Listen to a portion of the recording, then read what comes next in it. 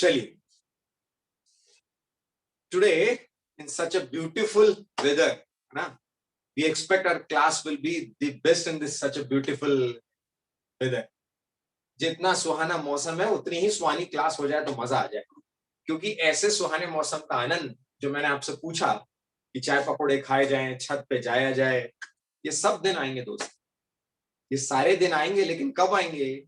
जब गले में स्टेथोस्कोप होगा और बॉडी पर white apron. Perfect doctor MJ, doctor एजी,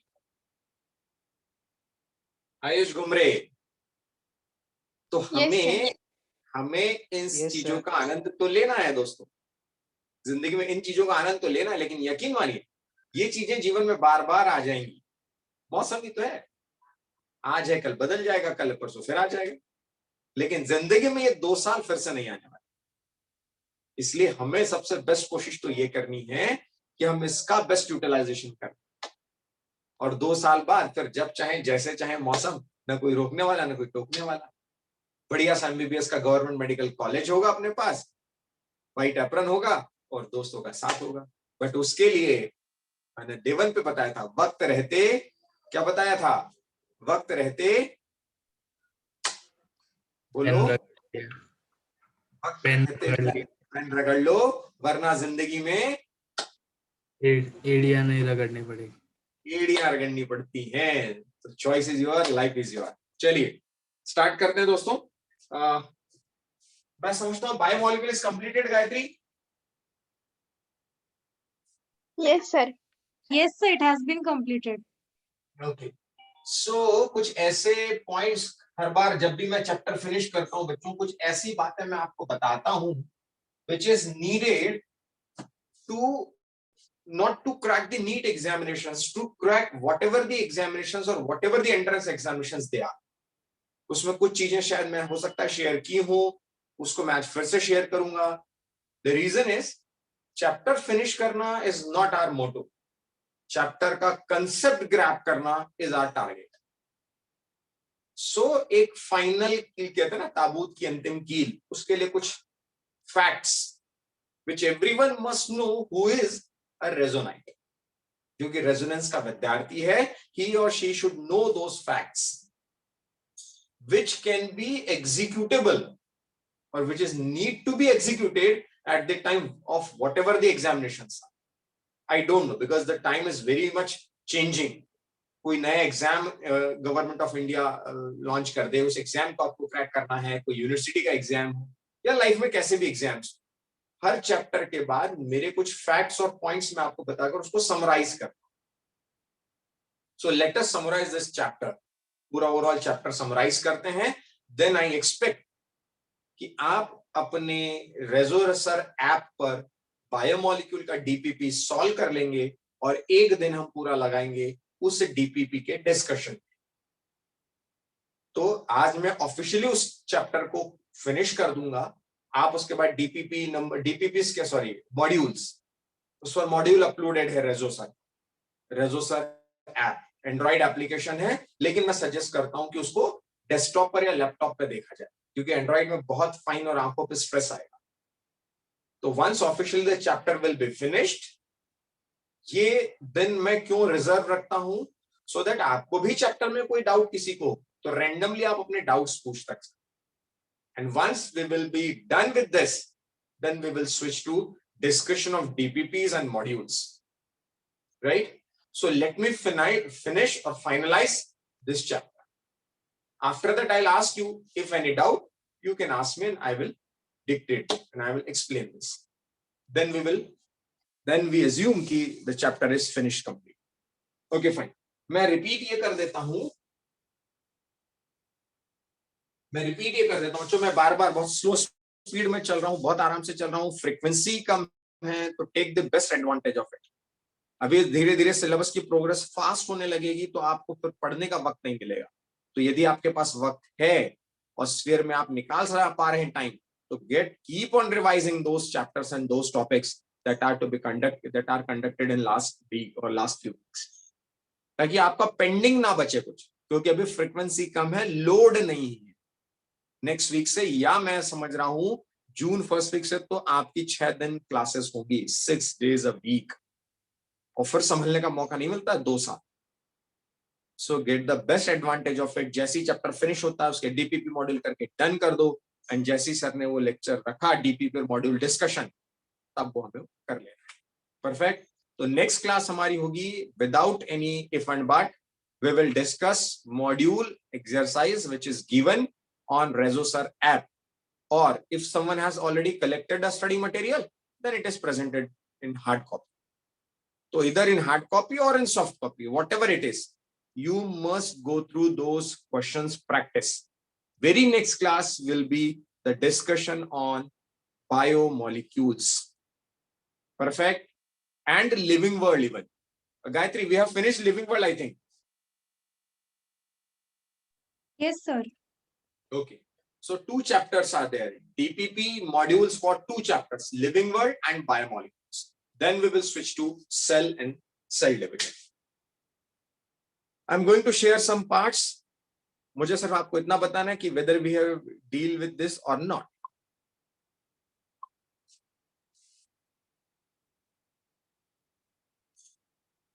मुक्ति पूछ रहे हैं what is recovery lecture. मुक्ति, Okay, sir. recovery lectures are those lectures for those students who joined recently in this MA batch and they want to revise some of the topic with B phase. So जिस दिन B phase का class होता है उस दिन आपका class न लगाने की कोशिश की गई, so that you can attend those recovery lectures if needed. Mukti, not mandatory. Okay, sir. Okay.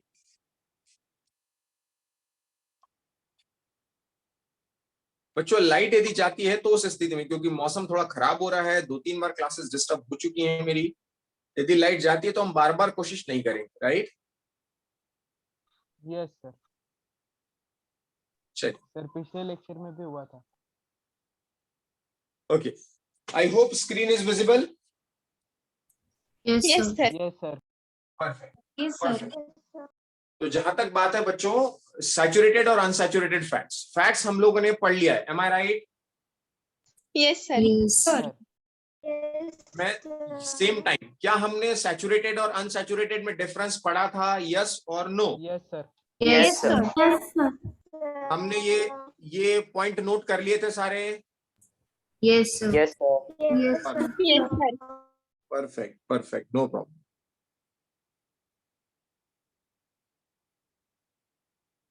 Okay, I am damn sure ये हमारा डिस्कस नहीं हुआ है। मैंने आपसे ये जरूर कहा है बच्चों कि अमीनो एसिड जो होते हैं कुछ एसेंशियल होते हैं, कुछ नॉन एसेंशियल होते हैं। एनीवन रेज देयर हैंड्स और with unmute, anyone can tell me what is essential amino acid and what is non essential amino acid? Please tell me, anyone. Sir, those can be synthesized in the body are known as non-essential, and those which cannot be synthesized are known as essential. Perfect, यानी बच्चों बिल्कुल ठीक कहा Gayatri, I found your hands raised. बिल्कुल ठीक कहा कि ऐसे amino acids those can be synthesized in our body, definitely are non essential, and but those can not are known as essential, so that needed to be outsourced from fruits and vegetables. Perfect. This chapter, this screen doesn't mean कि हमें ये सारा note करना है, but yes हमें जो जरूरत पड़ती है उसमें neutral amino acid, acidic amino acid और बेसिक अमीनो एसिड, इन 3 के साथ साथ एरोमेटिक अमीनो एसिड। तो आपको नोट कर लेना है अभी ए, बी, सी एंड एफ। अभी नोट नहीं करना है, ये इमेज में शेयर कर रहा हूं ग्रुप पर, सो दैट हमारा टाइम वेस्ट नहीं होगा। बट आपको ये नोट कर लेना है, what is to be noted? A, B, C and F, neutral, acidic, basic and aromatic.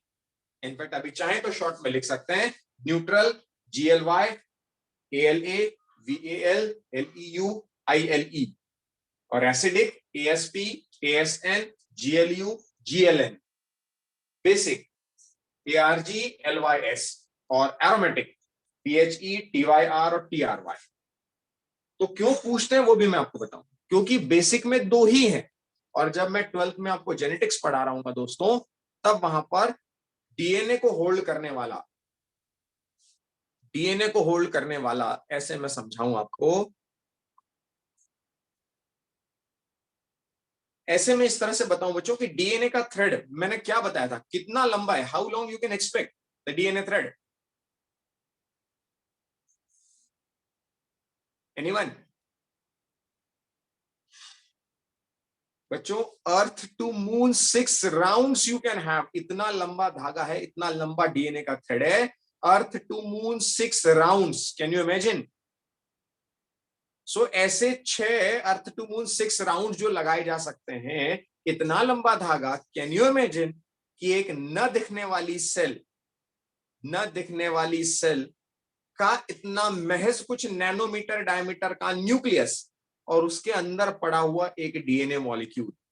In fact मैं और यदि फाइन जाऊं तो नेकेड आई से न दिखने वाली सेल, उसमें महज कुछ नैनोमीटर डायमीटर का न्यूक्लियस, उसमें क्रोमेटीन मटेरियल, उस क्रोमेटीन मटेरियल पर जीन्स जो बने हैं डीएनए के, इतना फाइन स्ट्रक्चर देखना और उसको होल्ड करना, इतने लंबे धागे को छोटे से कुछ नैनोमीटर के इसमें कंपैक्ट करके रखना, उस स्ट्रक्चर को बाइंड करने के लिए, उस एसिडिक मटेरियल को बाइंड करने के लिए, which is DNA, deoxy ribo nucleic acid, उस डीएनए को बाइंड करके होल्ड करके रखने के लिए डू यू नो किस प्रोटीन की जरूरत पड़ेगी?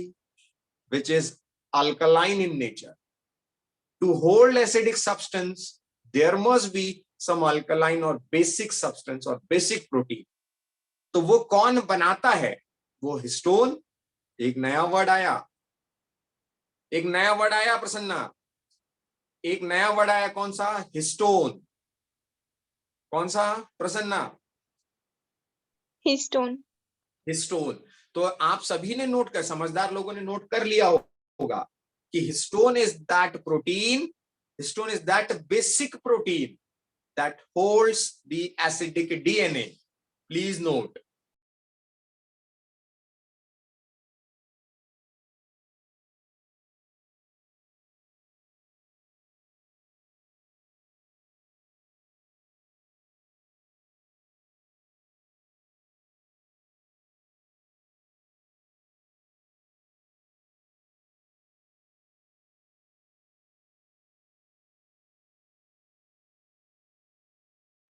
Okay. Please, can you repeat? Yes, yes, I can. Histone is that basic protein that holds the acidic material like DNA.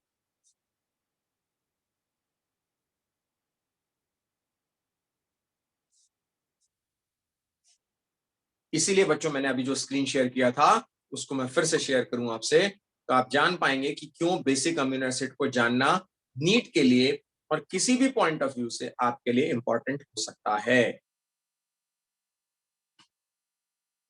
Hope screen is visible. Okay, तो इसलिए मैंने आपको लिखा है बेसिक में आर्जिनिन और लाइसिन, है ना। और एक पूछा जाता है aromatic because given in NCERT, और वहां पर भी उल्टा है बिल्कुल, टीआरवाई और टीवाईआर, टायरोसिन और ट्रिप्टोफेन। इसलिए ये भी थोड़ा सा ध्यान रखिए कि दीज आर एरोमेटिक।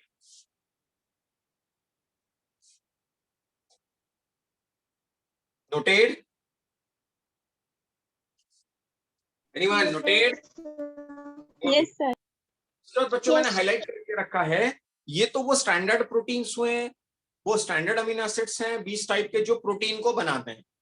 अब कुछ ऐसे भी तो हो सकते हैं जो नॉन प्रोटीन अमीनो एसिड्स हो, और ये मैं आपको पढ़ाऊंगा इसीलिए क्योंकि एनसीईआरटी में आएगा, मेरे सिखाने में आएगा, तब कंफ्यूजन नहीं चाहिए सर ये तो अमीनो एसिड कहीं पढ़े ही नहीं हमने। मैं जब आपको एक्सक्रीटरी सिस्टम पढ़ा रहा हूँ दोस्तों, तब मैं आपको किडनी द्वारा, सॉरी लीवर द्वारा एक्सेस ऑफ अमीनो एसिड का डीएमिनेशन होकर अमोनिया का बनना और उस अमोनिया से यूरिया का बनना बताऊंगा। रिपीट कर रहा हूं मैं, एक्सेस ऑफ अमीनो एसिड से डीएमिनेशन होकर अमोनिया का बनना। समझदार बच्चे कुछ ना कुछ कहीं ना कहीं दिमाग में या कॉपी में एनसीईआरटी में पेन तो चला रहे हो कि excess of amino acid, listen carefully, excess of amino acid by the process of deamination converted to ammonia, and ammonia is toxic to excrete. Ammonia is a toxic substance which cannot be excreted because it does require much water to excrete. Therefore, this ammonia has to be converted into urea. कहां के कहां कहानी जा रही है, लेकिन सब जरूरी अमीनो एसिड्स है. Repeating my statement. Excess of amino acid in the body converted into ammonia by the process of deamination. This ammonia cannot be excreted because it is toxic and it does require much water to excrete. इसीलिए उसे urea में convert किया जाना जरूरी है. और जब urea में कन्वर्ट किया जाता है तो जिन अमीनो एसिड्स के थ्रू किया जाता है, those are ornithine, citrulline like amino acids. Even arginine, but arginine तो ऊपर वाली कैटेगरी में आ गया, स्टैंडर्ड अमीनो एसिड्स में.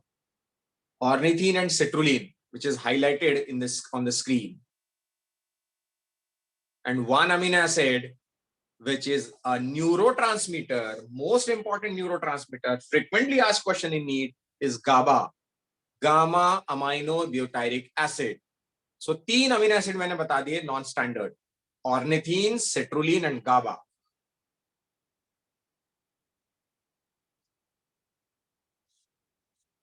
Noted? Excuse me, sir. Yes, excuse. Sir, this process of deamination will take place in the liver, na? Perfect, perfect. Thank you, sir. Kidney से केवल excrete किया जाता है, सारा काम तो लीवर ही कर लेता है ना. चलिए, आई होप ये जानकारी हमारे पास एक एडिशनल है. And again I can challenge all the non resonites, please ask them कि how many amino acids are there if they are knowing this, and tell them, don't जज them their knowledge, tell them, help them out. There are ornithine, citrulline, GABA and diaminopyruvic acid are some non-standard amino acids directly or indirectly involved in our metabolism. Perfect. I hope it is noted, everyone.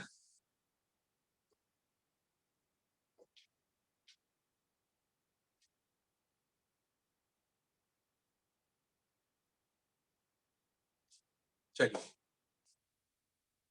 Good to go for next slide.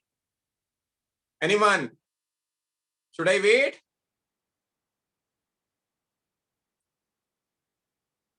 One minute, sir. Yes, I'm waiting for one. No problem.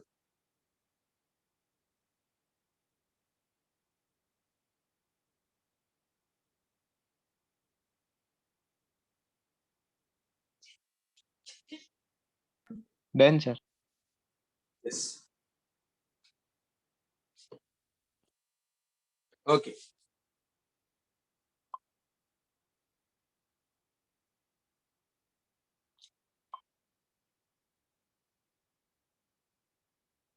Did we discuss this? No, sir. Anyone? Purine, pyrimidine जब मैं पढ़ा रहा था तो क्या we had a discussion over this? Yes or no? No, No, sir. sir. No, sir. Perfect. Perfect. Then purine and pyrimidine. Everyone know this? Yes, sir. Okay. Yes, sir.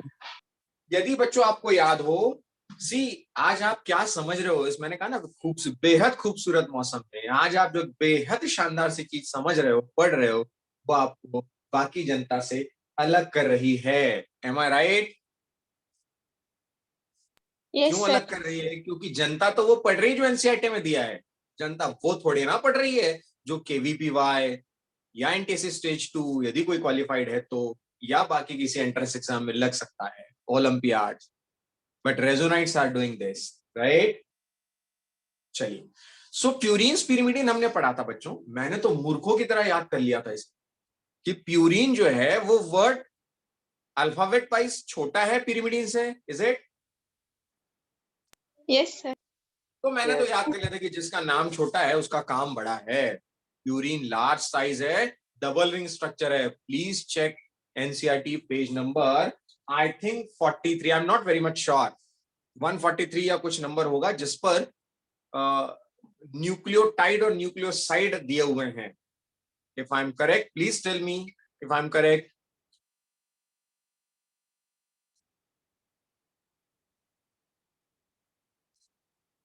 Anyone? Biomolecule का वो दिखा आपको chemical structures? Sir 145. 145 दो number से चूक गया boss. चलिए कोई बात. 145 पे जहां प्यूरिन और पिरिमिडीन दिए हुए, वहां एक प्यूरिन होगा, उसमें डबल रिंग होगा. Please check. Yes, sir. Yes, sir. Perfect. जहां पिरिमिडीन होगा वहां सिंगल रिंग स्ट्रक्चर होगा. Please check. Yes, sir. Yes, sir. Yes, sir. Perfect. नाम किसका छोटा है? Purine as compare to pyrimidine. मतलब मैंने तो मूर्ख, याद करने से मतलब है दोस्तों, गलत नहीं होना चाहिए सवाल. प्यूरिन वर्ड छोटा, काम बड़ा. काम कैसे बड़ा? प्यूरिन में डबल रिंग स्ट्रक्चर है, 9 मेंबर्ड रिंग है, जबकि पिरिमिडीन 6 मेंबर्ड रिंग है और सिंगल रिंग है. Please note same time.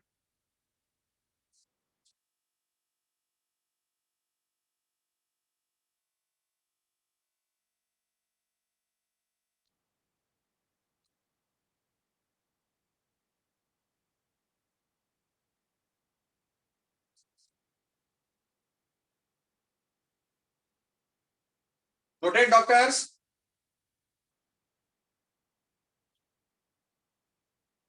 सारे पॉइंट नहीं नोट करना है, छापने की आदत नहीं डालनी है बच्चों, अपने को कंसेप्ट पकड़ना है, क्योंकि मैं कंसेप्ट पर आ रहा हूं.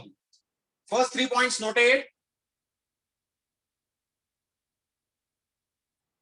Gayatri, Mugdha, Ayush, Omkar. Sir, Noting. 9 members. Almost done. Okay, first 3 points noted. Sir, 9 members. Yes, और sir. 1 member मतलब. Okay. 9 membered और 6 membered. क्या आप, किसने पूछा सवाल?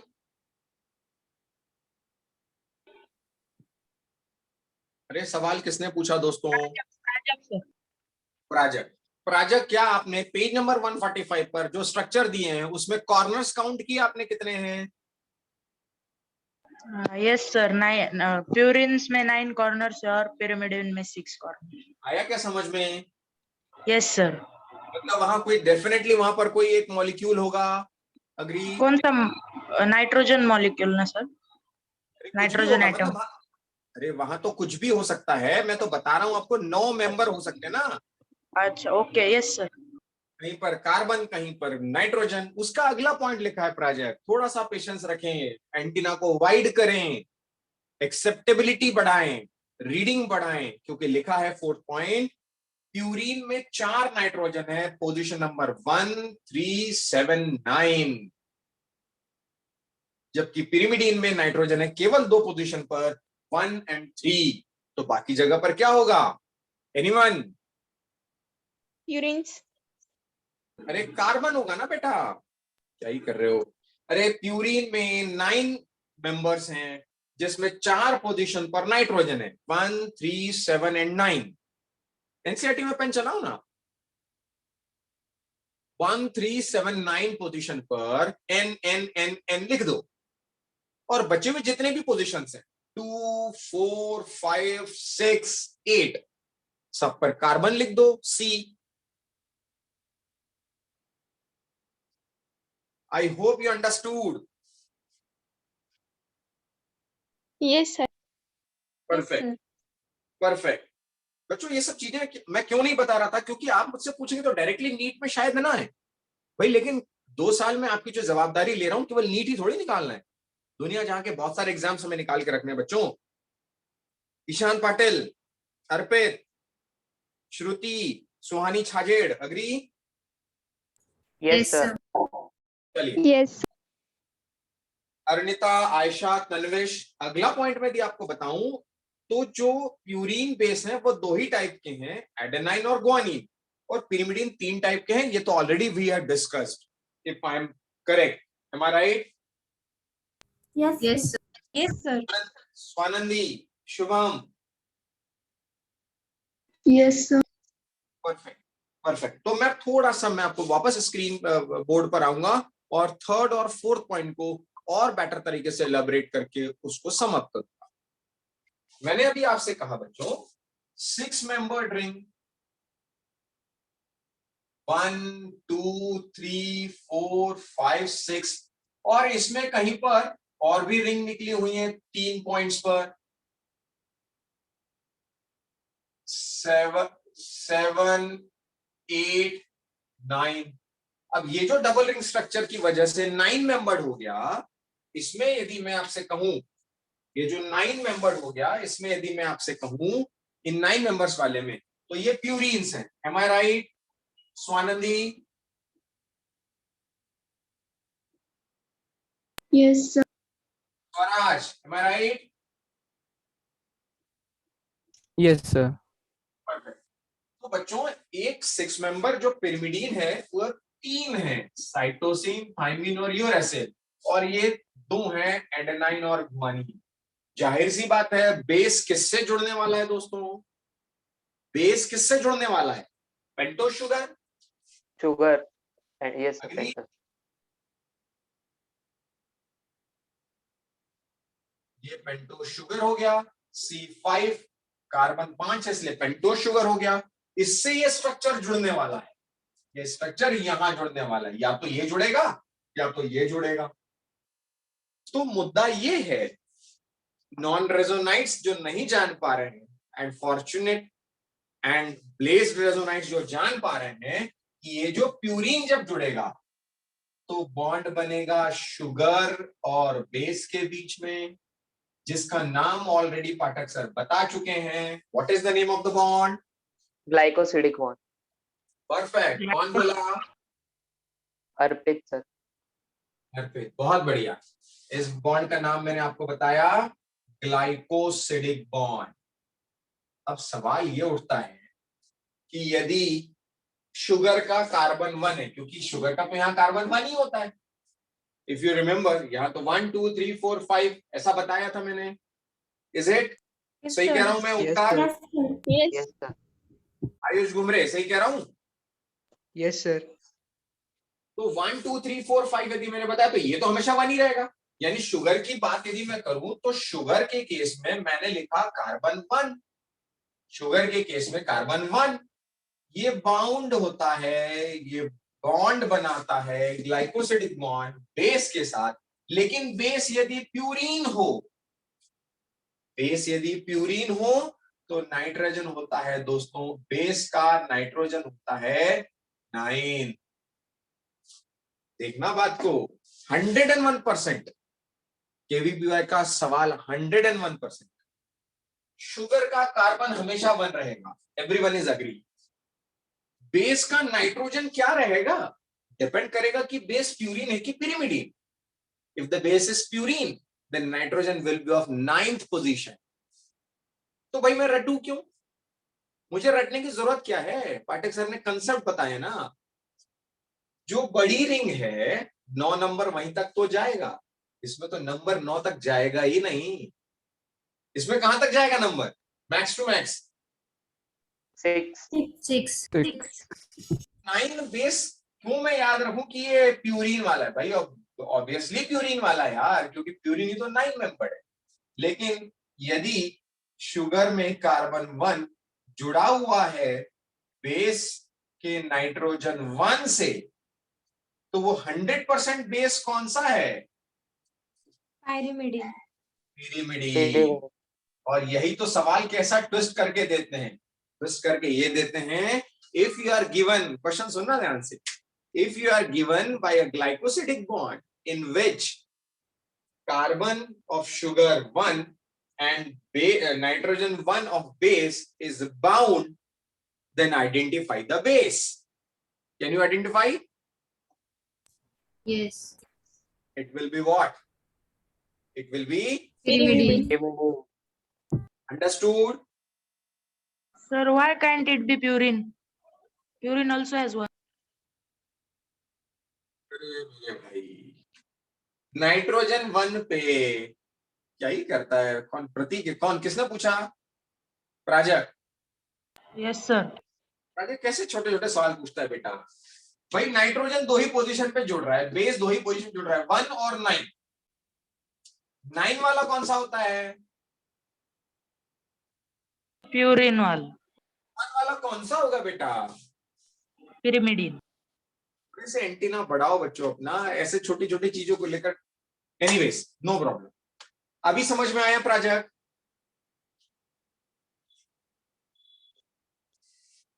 अरे समझ में आया दोस्त? Yes, sir. Yes, sir. Yes, sir. चलिए, going to share one more very, doctor मंत्री,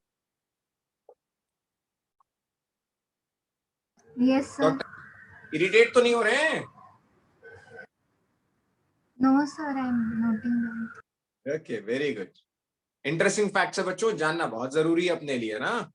चलिए, ये मैंने क्या किया है, आप लोगों के लिए एक स्ट्रक्चर ही कहीं रेफरेंस बुक से खोज लाया। अब इस स्ट्रक्चर में यदि आप देख रहे होंगे तो पहले लिखा हुआ है फॉस्फेट, फिर उसमें जुड़ी शुगर, फिर उसमें जुड़ा बेस, डबल रिंग वाला मतलब ग्वानिन मतलब प्यूरिन, और साइटोसिन मतलब पिरिमिडिन, क्योंकि सिंगल रिंग। वो फॉस्फेट ग्रुप मैंने आपसे कहा था PO4 के फॉर्म में होता है, एक डिऑक्सीराइबोज एक राइबोज, और वो कैसे जुड़ता है तो ये भी दिखाया है। फॉस्फोरस जुड़ गया पहले कॉलम में, शुगर जुड़ गई दूसरे कॉलम में, और यहां आप देख रहे होंगे प्राजक भाई, तो आपको दिखेगा नाइट्रोजन कौन से नंबर की जुड़ी है? अरे N9 लिखा है, देखो ऊपर वाले डायग्राम में N क्या लिखा है यहाँ पर? 9. क्योंकि डबल रिंग है, 9. क्योंकि डबल रिंग है ना। 9 तो तब होगा ना जब रिंग डबल होगी, नहीं तो 9 पहुंचेगा ही कैसे? 6 तक ही तो पहुंचेगी। Gayatri, Yes, sir. Yes, sir. Understood? Understood? Yes, sir. तो दोस्तों Yes, आपने लिख लिया होगा समझदार बच्चों ने कि कार्बन यदि शुगर का बने तो बेस नाइट्रोजन का 9 यदि हुआ तो कौन होगा वो? Purine. और, Purine. और यदि नाइट्रोजन 1 हुआ तो कौन होगा वो? Pyrimidine. Pyrimidine. परफेक्ट। चलिए आगे बढ़ते हैं दोस्तों।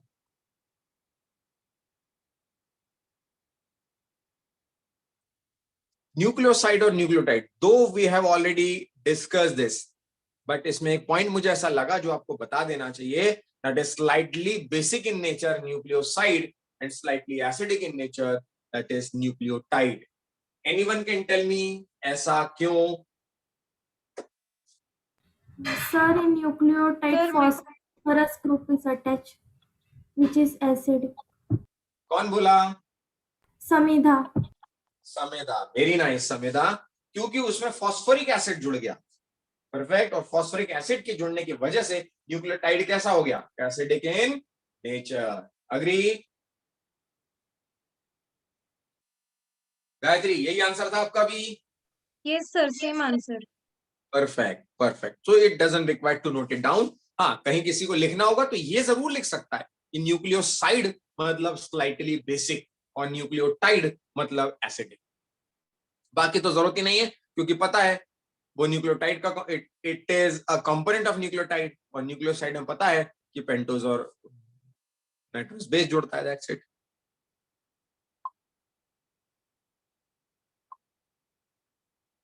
I hope this was not discussed. Is it? Yes, sir. Yes. Sir, not Okay. discussed. Yes, it's not discussed. That's why I shared the screen. मैं सारे आपको ग्रुप पे भी डालूंगा सो दैट आप नोट कर सकते। अभी समझने पे फोकस कर, no one should note it down. मैं स्क्रीन शेयर अपना ग्रुप पर शेयर कर दूंगा, लीजिए आपका टेंशन खत्म करके अभी कर देता हूं, ताकि आप लोग जो है बिल्कुल भी परेशान ना उस चीज को लेकर कि सर फिर बाद में कब मिलेगा, है ना। मैं अभी just a minute,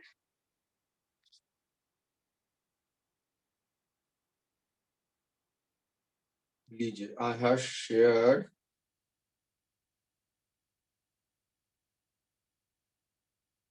I have shared, so not a big deal now. आपके लिए कोई बहुत परेशानी का कारण नहीं है। परफेक्ट।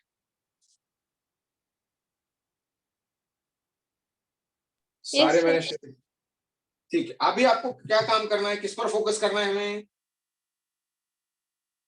समझने पर, concept. Prokaryotic. Prokaryotic and eukaryotic. Pro means primitive, Cairo means nucleus. जिसमें प्रिमिटिव टाइप का न्यूक्लियस होगा वो प्रोकैरियोटिक, जिसमें डेवलप टाइप का होगा वो यूकैरियोटिक।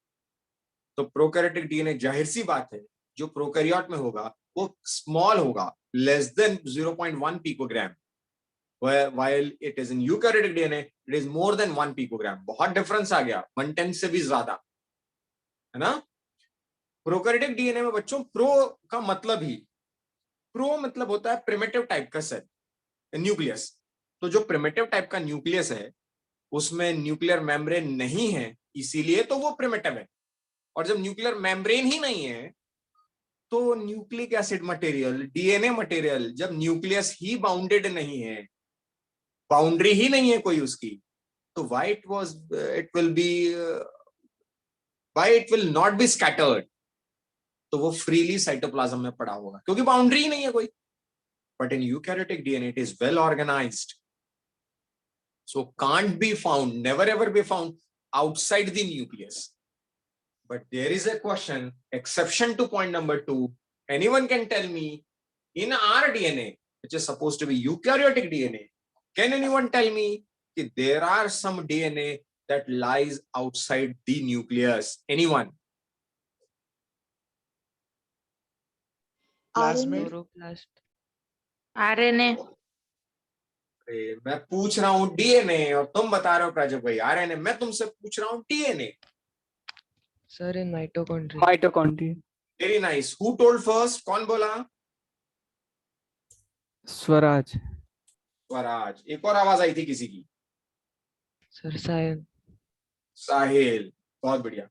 साहिल की सलील? Sir, Sayan. अच्छा, सायन दरबार। ओके, सायन, बहुत बढ़िया। सायन एंड स्वराज आपने बताया। माइटोकॉन्ड्रिया एक ऐसा ऑर्गेनेल है बच्चों जिसका अपना डीएनए है।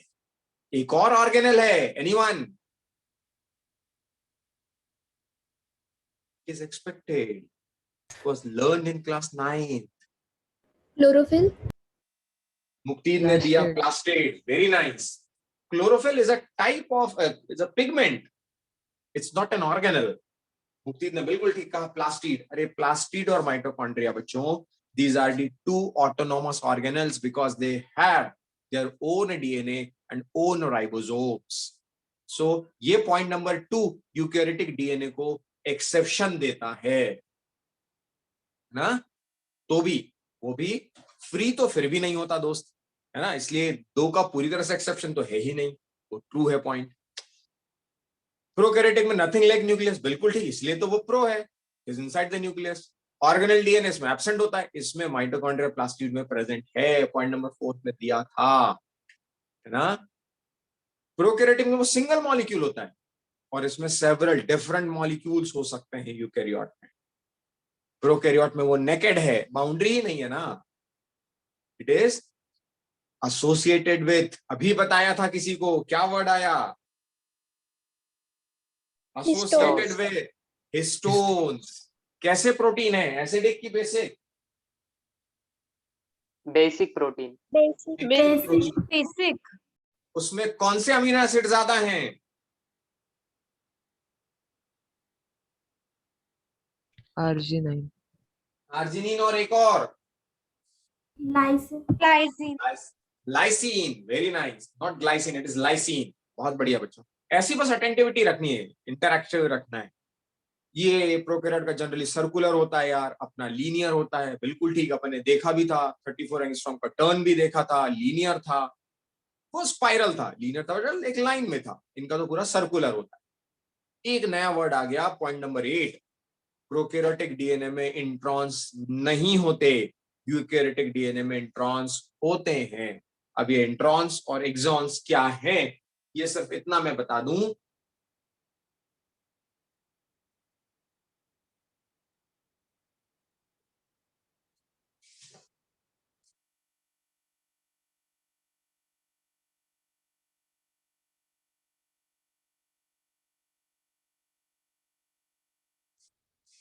बच्चों जो डीएनए होता है इस डीएनए के कुछ पार्ट,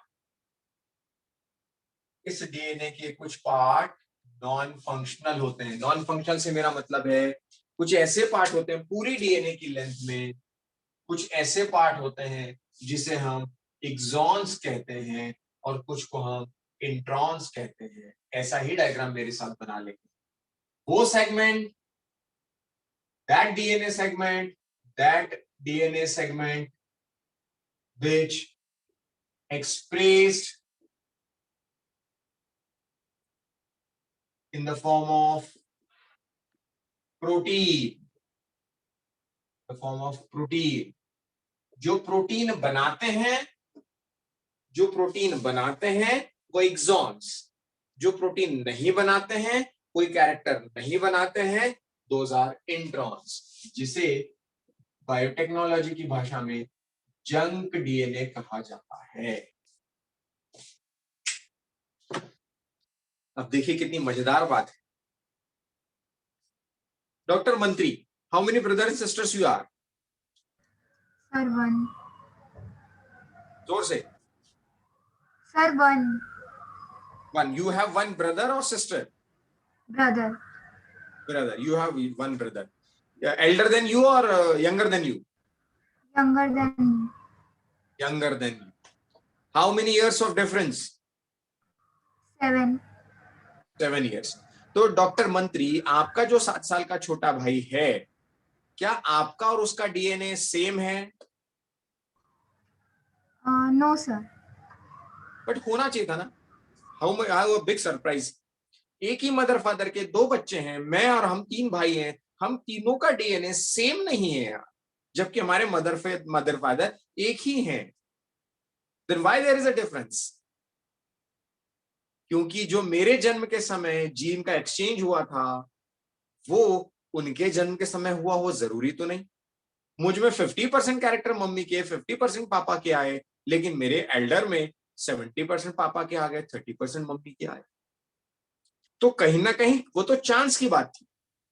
तो फिर ये था कि ये हम लोगों का डीएनए सेम क्यों नहीं है? No the two individuals on earth, no the two individuals on the earth except monozygotic twins, जो एक ही जाइगोट से डिवीजन के बाद 2 बने हो, ऐसे ट्विंस यदि हैं तो और केवल तो उनका डीएनए फिंगरप्रिंट सेम होगा। Otherwise no the two individual in the world have the same DNA footprint, same DNA fingerprint.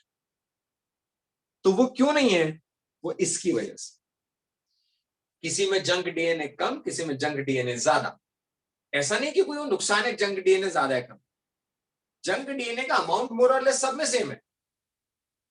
Junk DNA का अमाउंट मोर और लेस सब में सेम है, लेकिन वो जंक डीएनए कौन से जीन के बीच में, कौन से जीन के बाद, ये किसी में भी समान है। थोड़ा सा उलझन वाली बात है, लेकिन समझना भी पड़ेगा। ये इंट्रॉन्स को जिसे जंक डीएनए कहते हैं, कायदे में यही डीएनए, यही जंक डीएनए आपकी और मेरी पहचान है इंडिविजुअलिटी की। क्यों दूसरा नितिन पाठक या क्यों उसका डीएनए ब्लूप्रिंट नहीं हो सकता? क्योंकि जंक डीएनए का डिस्ट्रीब्यूशन जैसा मेरी सेल में, ऐसा किसी और की सेल में भी नहीं सकता। ये तो सब में सेम है। जो हीमोग्लोबिन मेरे पास है वही हीमोग्लोबिन आपके पास, कम या ज्यादा नहीं, वही हीमोग्लोबिन। जो मिलेनिन मेरी बॉडी पे स्किन पिगमेंटेशन है वही आपके पास। कम है तो आप फेयर है, डार्क है तो मैं थोड़ा सा लेस फेयर। डिपेंड करता हूं मिलेनिन कितना है, बट मिलेनिन तो मिलेनिन। जो एल्ब्यूमिन, जो इंसुलिन मेरे पास है वही आपके पास है, ये तो सेम है। लेकिन जो जंक डीएनए का डिस्ट्रीब्यूशन मेरे पास है, वो डिस्ट्रीब्यूशन दुनिया में किसी, नेचर में किसी दूसरे के पास नहीं। सो इन दैट वे किसी को भी बड़े कॉन्फिडेंस के साथ बोला जा सकता, I am the only one in the world, I am the unique creature of the God. ईश्वर ने एक यूनिक क्रिएचर बना के भेजा है, क्योंकि दोस्तों आपके जैसा दूसरा नहीं हो सकता यदि यहां कोई मोनोजाइगोटिक ट्विंस ना बैठे हो तो। Anyone who is monozygotic twins? Anyone here? Very rare है ना। तो बिंदास बोलिए कि I am the unique creature, है ना। चलिए एनीवेज, तो ये इंट्रॉन एक्सॉन समझ में आया? यस और no? Yes, sir. Yes, sir. Yes, sir. back to screen sharing.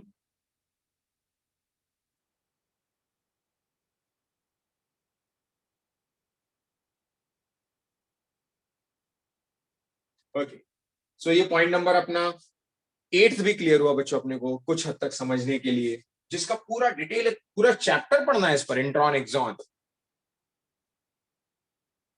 जब इंट्रॉन ही रेयर है मतलब नॉन फंक्शनल रेयर है ना, क्योंकि इंट्रॉन कैसा है, जंक है, नॉन फंक्शनल है ना। प्रोकैरियोटिक डीएनए में जीसी कंटेंट ज्यादा होता है 80 कंटेंट से, और point to be noted, proud रेजोनाइट्स,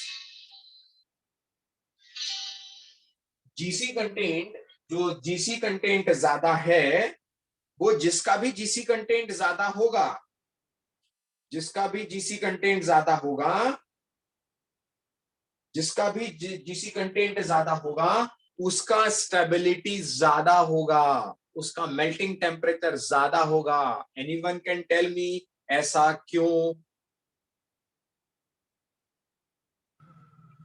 sir उसमें 3 बॉन्ड्स होते हैं इसलिए। कौन बोला? Omkar. Omkar, very nice Omkar. This shows the attentivity in the class because GC has triple bond, which does require more energy to break, rather 2 bonds or double bonds. AT has double bond, GC has triple bond.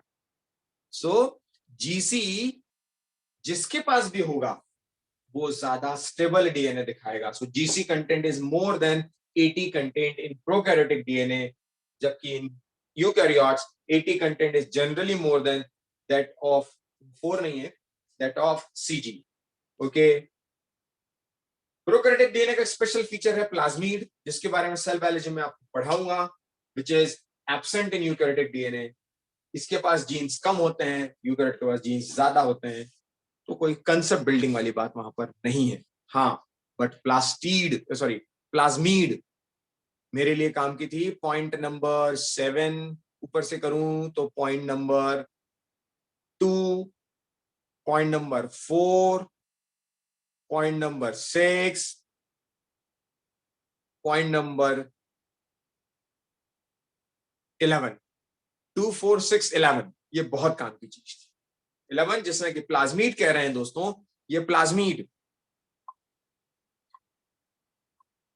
this plasmid only gives a unique character to bacteria or prokaryotes so that they can fight against any antibiotics. ये antibiotics से लड़ने का potential बहुत सारे bacterias के पास होता है, because they have plasmid which is outside their nucleus. तो न्यूक्लियस उनमें होता ही नहीं, स्कैटर्ड होता है, बट उनके उस स्कैटर्ड मटेरियल के साइड में भी एक स्ट्रक्चर होगा, that is extra nuclear DNA उसे कहते हैं, that is plasmid, that gives them an additional protection from some antibiotics. इसलिए एक विशेष प्रकार के बैक्टीरियल इन्फेक्शन को खत्म करने के लिए डॉक्टर आपको एक विशेष प्रकार का एंटीबायोटिक देता है. क्यों? क्योंकि वो सारे एंटीबायोटिक से नहीं मरने वाला, इसलिए कि स्पेसिफिक एंटीबायोटिक देकर आपको ठीक किया जाए. तो वो पॉइंट बड़ा इंपॉर्टेंट है, प्लाज्मिड वाला पॉइंट.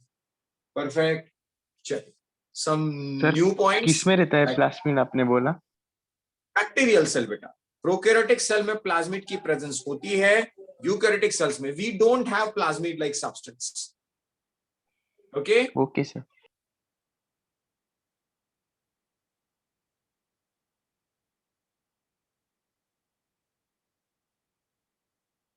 आई होप. ये तो शायद मैंने आपको असाइनमेंट दिया था, is it?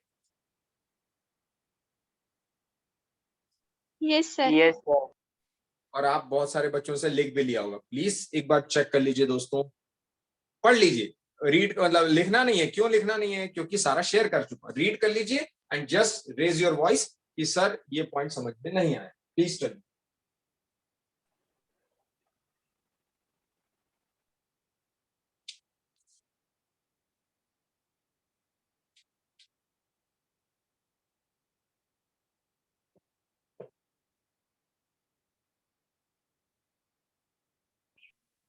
Sir, what is fuel gen?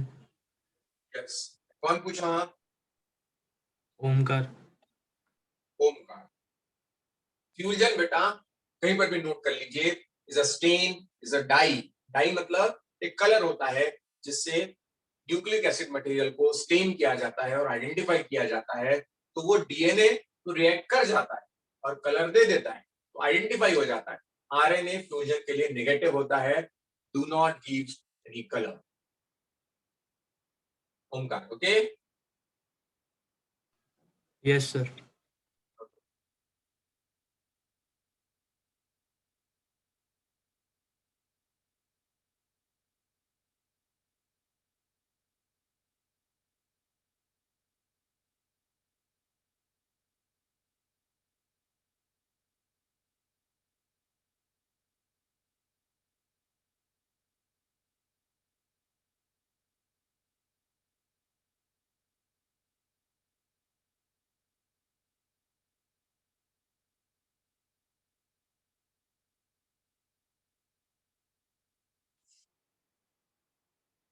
I hope there is no question at all.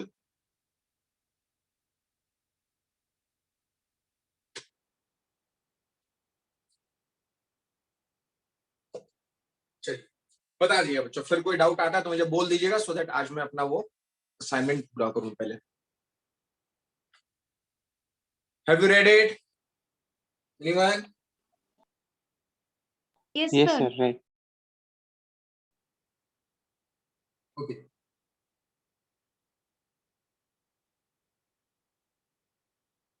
Sania, Dr. Patel,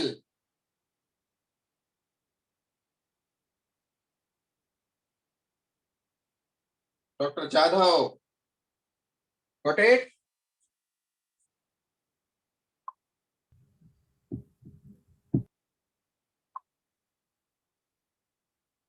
We have discussed about primary and secondary metabolites in last lecture. Am I right? Yes, sir. Yes, sir. Yes, मैंने sir. आपसे कहा था कि सिर्फ आपको NCERT का वो note कर लेना है। Perfect. Yes, I do agree. Just I am giving a brief part for this metabolites. Primary metabolite, these are biomolecules required for basic metabolic process. उसको अपन प्राइमरी मेटाबोलाइट कहते हैं, ये बताया था मैंने। और जो उसके डेरिवेटिव होते हैं, सेकेंडरी वन ना।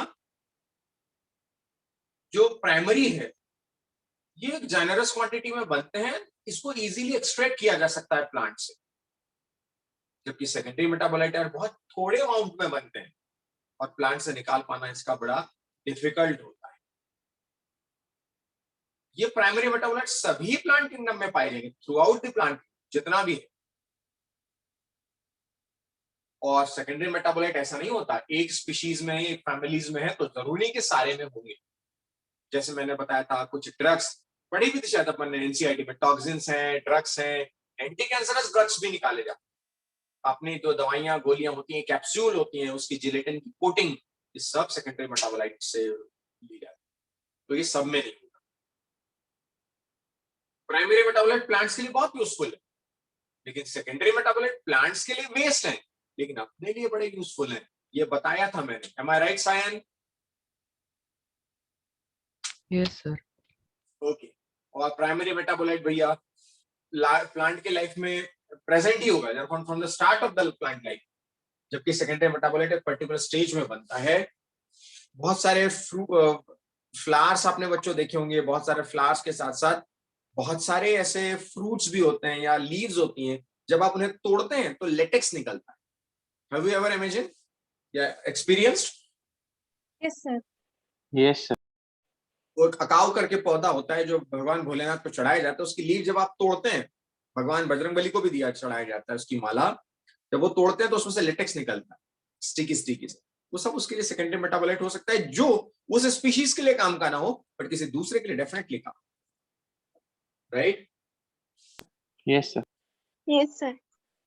वो भी मैंने आपको शेयर कर दिया है। उसमें सारी चीजें छापना नहीं है बच्चों, अपने को जितना जरूरत हो उतना ही लिखना है। हाँ, लेकिन लिखना जरूर है, क्योंकि मैं चेक करता हूँ रेंडमली कभी भी बुला के। जैसे ही लॉकडाउन खुलेगा I start checking the notes, so उसके लिए प्रिपेयर्ड रहिए बिल्कुल आप।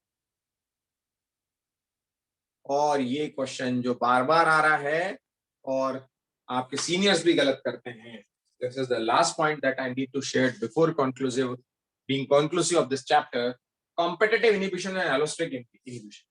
एलोस्टिक इनहिबिशन को फीडबैक इनहिबिशन भी मैंने कहा, इफ आई एम राइट, मैंने आपको बताया था। M I right?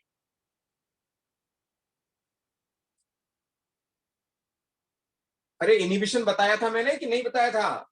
Yes, sir. Yes, sir.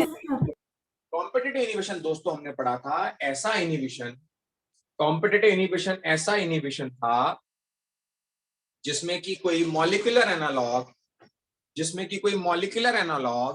Substrate की तरह दिखता था, सबस्ट्रेट की तरह बिहेव करता था, तो एंजाइम गलती से उससे बाइंड करता था और रिएक्शन इनहिबिट हो जाती थी। That is competitive inhibition. Agree? और एलोस्टेरिक इनहिबिशन मैंने कहा था एक ऐसी साइट पर जुड़ता है जो एक्टिव साइट नहीं है। कॉम्पिटिटिव में तो क्या हो रहा था, एक्टिव साइट पर ही जुड़ रहा था। एलोस्टेरिक इनहिबिशन ऐसा है जो एक्टिव साइट पर नहीं जुड़ता है, लेकिन वो किसी ऐसी साइट पर जुड़ सकता है जहां प्रोडक्ट बनने के बाद प्रोडक्ट बताए कि हाँ बस अब रिएक्शन की और जरूरत नहीं है, तो वो खुद ही प्रोडक्ट के साथ निकलने वाले एंजाइम्स वो अदर देन एक्टिव साइट जुड़ने लगते। और नाम भी बताया था मैंने, एलोस्टेरिक, जो ऑलरेडी प्रेजेंट नहीं होती, लिखाया था मैंने, if I M right Gayatri, Yes, sir. which is not originally present. Sir, allo means हाँ बोलो। sir, you are told that allo means other, means it is Allo, another yes. site which is not present. Yes, allo means other, which is not originally present on enzyme molecule. और वो उसके अलावा किसी site पर जुड़ता है, इसलिए उसको एलोस्टेरिक कहते हैं। और मैंने शायद एग्जांपल समझा के बताया हो, एक दोस्त को मैंने गले लगाया, मेरी एक्टिव साइट पर वो सबस्ट्रेट बाइंड हुआ, उसके बाद मेरा एक हैंड फ्री हुआ, तो मैं दूसरे दोस्त से हाथ मिलाने लगा। ये पहले साइट नहीं थी मेरे पास, ये बाद में जनरेट हुई जब एक को गले लगाने के बाद दूसरे से मैं हाथ मिलाया। Agree? Prasanna? Yes, sir. Doctor Jadhav? Doctor Yes, Patil? sir. Doctor Sania? Doctor Ayesha?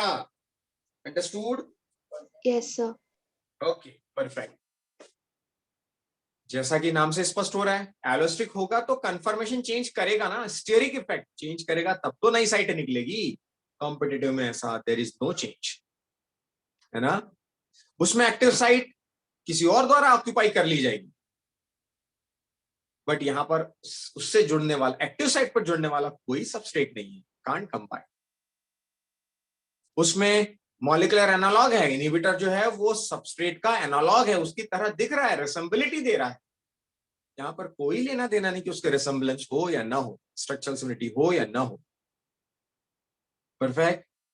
Competitive inhibition, ये किसी भी मेटाबॉलिक पाथवे, या मैं यूं कहूंगा this inhibitor is not connected by metabolic pathway catalysed by the enzymes. जबकि एलोस्टेरिक इनहिबिशन बहुत जरूरी है बहुत सारे पाथवेज में, बहुत सारे मेटाबॉलिज्म में, क्योंकि नहीं तो एंजाइमेटिक रिएक्शन तो रुकेंगी ही नहीं। इसलिए प्रोडक्ट के साथ बनने वाला एंजाइम, जैसे मैंने एग्जांपल आपको बताया था, आई कीप ऑन टीचिंग, मैं पढ़ाता ही रहूं, एक फीडबैक आएगा मेरे पास, सर बस, क्योंकि मेरे द्वारा बनाए जाने वाले प्रोडक्ट और उनके साथ निकलने वाले एंजाइम बता रहे हैं कि enough, this metabolic process does not require further, तो उसको रोका जाना जरूरी है। इन दैट वे ये बहुत सारे मेटाबॉलिक पाथवे में इंटरमीडिएट का काम करता है allosteric, which is not by competitive inhibition, है ना। कॉम्पिटिटिव इनहिबिशन का कोई रेगुलेटरी फंक्शन नहीं, वो तो कोई टॉक्सिन हो जाता है जो अपना रिएक्शन करता है, लेकिन एलोस्टेरिक एक रेगुलेशन टाइप है, एक कंट्रोलिंग पॉइंट है, एक चेक पॉइंट है, जिसकी वजह से मेटाबॉलिज्म रुकता है।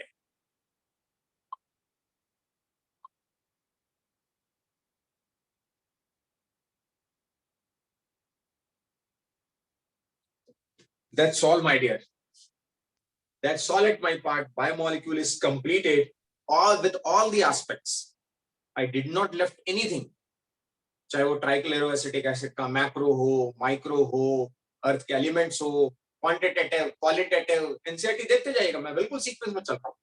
Competitive, qualitative, amino acid, classification of amino acid, zwitter ions, lipids, saturated, unsaturated, oils, fats, lecithin, NEET का क्वेश्चन, लेसिथीन क्या है? Lecithin, anyone? Phospholipid. Very nice. Gayatri कुछ पूछना चाह रही हैं? You raise your hands. Yes, sir. Sir, you said that allosteric inhibition is a regulatory process and competitive inhibition will occur because of toxin. So is it that all the inhibition in the body is allosteric inhibition, which happens by the body itself? yes, perfect, by body itself. बिल्कुल perfect, बिल्कुल सही जा रही है, very nice. By body itself. If it is not by body itself, outside the protein or outside the body particle, then it may be competitive. Agree? Yes, sir. Yes, sir. Very nice. Good. Okay. So मैंने फिर आपको amino acid, फिर fats, oils, फिर nucleic acid, nucleoside, nucleotide, फिर उसके calculations, फिर उसके bonds, different types of bonds, then we switch to proteins, then proteins का peptide bond, polypeptide bond, dehydration synthesis, water का निकलना, कितने अमीनो एसिड रेसिड्यूज, तो उसका नाम क्या होगा, everything we discuss in a very deep sense to build up our concepts. Then we switch to enzymes, enzymes के factors, enzyme का classification, enzyme के characters, activation energy barrier, कैसे barrier को कम करके rate of reaction को fast करता है, nomenclature कैसा होगा, classification कैसा होगा, 6 classes होंगी. Anyone those 6 classes? Anyone? Sir, we have the ligases, lysases, No. मुझे ऐसा खाना नहीं चाहिए madam. I need a sequence. Oxidoreductase, transferases, hydrolases, lysases, isomerases, ligases.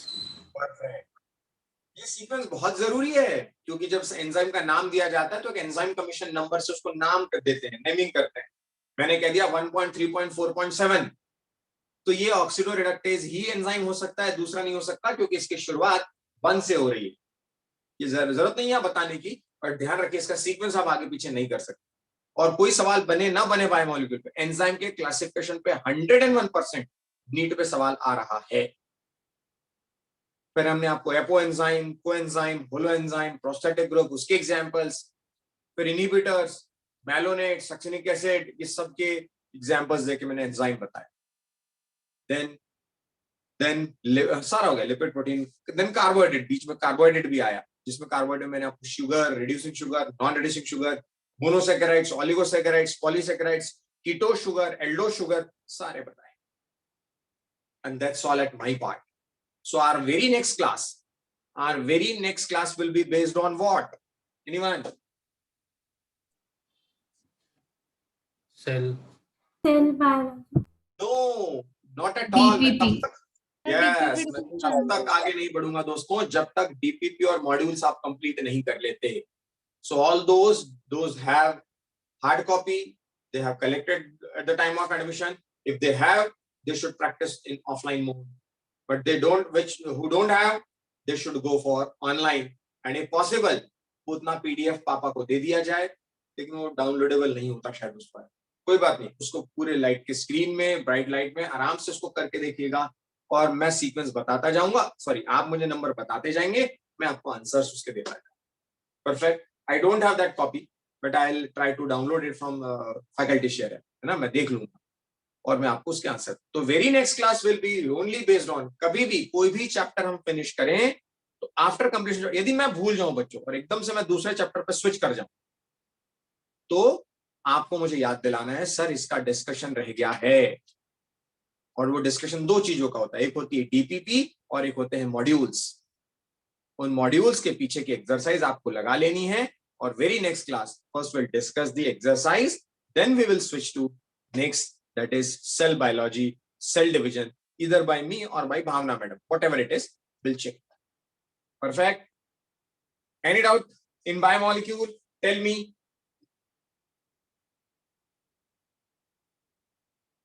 Chali. So it's bit early. I'm going to close the session because no hands are raised, no questions are there. So best of luck to get the solve your first DPP and module and sheets of biology. Get it solved and be ready with your doubts, question numbers, so that हमारा बिना time waste हुए हम लोग उसको solve करें. Perfect. Thank you, sir. चलिए. All the best. Going to close the session. Bye, sir. Thank you, sir. All the best. Bye, sir. Yes. Anyone? There, Mukti is a question, sir. I am waiting for 11th lecture of lipids and carbohydrate on YouTube. Okay. I'll upload the lectures if I did not upload it. Right? I'm going to upload it. Yes, sir. Chali, all the best. Thank you, sir.